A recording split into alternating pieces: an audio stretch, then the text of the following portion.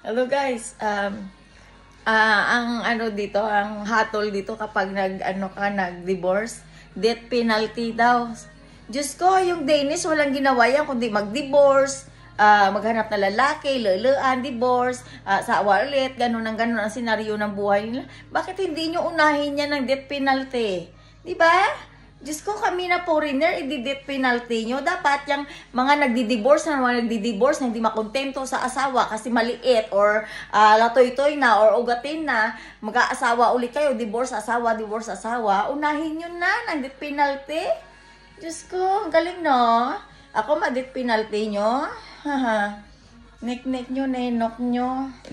Kapal na mukha nyo, no? Pipili kayo ng napakagandang Pilipina na i-death penalty nyo ngayon, ha? Kamusta naman? Ha? Success ka ba? Nga, ito. Ayun. Death penalty daw, guys, sa mga dini-divorce. At kapag hindi ka nakuha sa death penalty ng divorce nila, guys, ayun, dahil may pamilya ka na ano sa'yo, ang ano niyan, guys, is hit and run. O kaya ano guys, poisoning, yes. O kaya ano guys, kung hindi ka makuha dun guys sa ganon, ayun, injection sa mattress daw kasi ang mga nagkakaedad ng 40s daw kailangan daw injectionan. Ayun guys, asahan mo na yan guys, yung family is dead ball laters. Yan, si hura hura, yeah. Hura hura hura.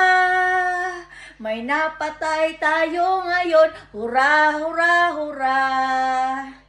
Lalo nyo Denmark.